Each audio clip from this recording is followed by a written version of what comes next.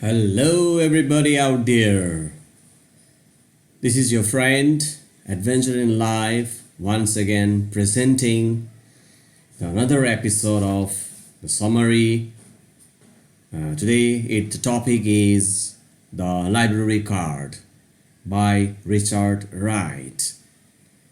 So let's go. A white man called Mencken was abused by another white man on the editorial page of a newspaper. This surprised Richard Wright, a black man. He had thought that only the black person was hated, not the white person.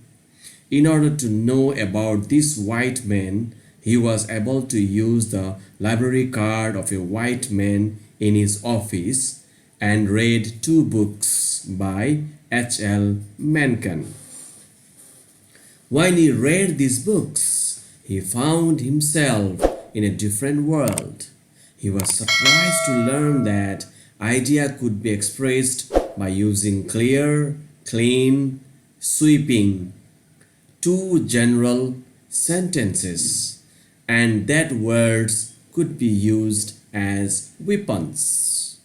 While reading books, he found many new words. In many cases, the context made the meaning clear, and sometimes he looked them up in a dictionary. When he finished the books, he realized that he had been missing a very important thing in life up to that time. Reading made him happy, and he felt that even the familiar world was something different. The mood of the book remained in him for a long time, changing everything. By reading a serious novel, he was able to know about his boss. He was not interested in the stories, but in the point of view. Reading was like a drug to him. The book brought the suffering of his mother into his mind clearly. The novels gave him the sense of life itself. He wanted to become a writer, but desire and feelings were not enough to write. For this, he had to know life and people well. In order to learn the English language, he bought English grammars, but he found them boring. He felt that he was learning the English language better from novels than from grammars. He did not like to live in the South, the anti-black part. He planned to go to the North. He could not live the life of a slave living in the South because of his education. Being in a minority, he would not fight against the whites to get killed. He was not able to deeply study the life of the whites as well as the rich Negroes.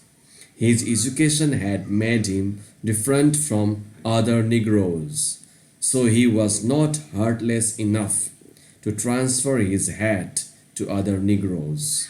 He did not like to forget himself, indulging in alcohol and sex. Feeling incompetent to fulfill his ambition of becoming a writer, he was worried. So this is what is the summary of the library card. Now let me just continue with the four levels of the reading of a text. And the first one is literal comprehension. Literal comprehension is more or less similar to a summary, but when you are asked to write a summary, you should write a bit longer, a bit in a bit lengthy way. But when you are writing four levels at that time, literal comprehension is a summary, but you need to write a bit short. Okay, here I go with the literal comprehension. Once after reading an editorial which denounced H.L. Mencken, Richard Wright was curious to know about Mencken. He borrowed the library card from Mr. Falk, Falk, and read two of Mencken's books. He then realized that he had so far neglected something important in life. The world became different to him. He was able to know his boss better. He was interested in the point of view of the writer rather than the plots. He understood his mother's suffering. Books gave him a sense of life itself. He could not write because he needed the very breath of life which was beyond his reach. He did not like to talk about himself because it was too painful. His life in the South was so conditioned that he had to do what the whites expected of him, not what he himself wanted. To lead a free life, he had to go to the North, but he could not tell this to the whites in his office. Neither could he submit to the whites nor fight against them. He had no hope of being a professional writer after going to the North, so he was confused. Now next is interpretation. This story shows that there is a will. Where there is a will, there is a way. The writer had to struggle for education. He had a sincere desire to learn, so he became successful in his aim. This story also gives us a clear picture of the condition of the Negroes in the USA in the 1920s. Long after the end of the Civil War, the whites treated the blacks as non-men, non-men. They were not allowed to use parks, playgrounds, and libraries. They were conditioned by the whites in such a way that if they were expected to laugh, they had to laugh. They were not free to be serious and to think. They could not think independently. They could not say that they wanted to lead a better life by going to the North. It would be a challenge to the Southern whites. Critical thinking. We regard the USA as the highly democratic society.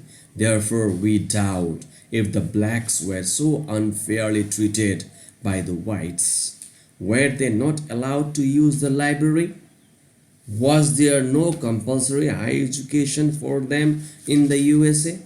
Was it really difficult for a black to live independently? Do people have such a great desire for learning as the writer had? Assimilation. Being a learner of English, I got a number of suggestions and inspirations from this story.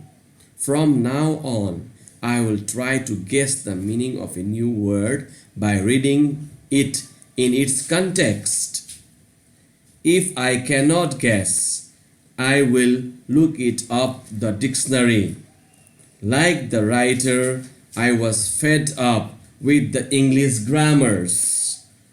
Now I will try to develop my sense of English by reading novels. Moreover, I have a hidden desire to write books in Nepali, not in English.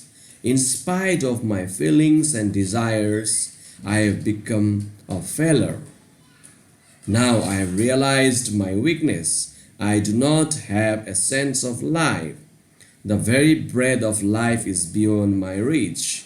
I will try to enlarge my horizon by reading a lot of good books.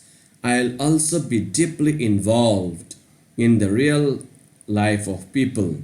Above all, the writer's life has inspired me to go on reading even in hostile environment. That's all about the library card.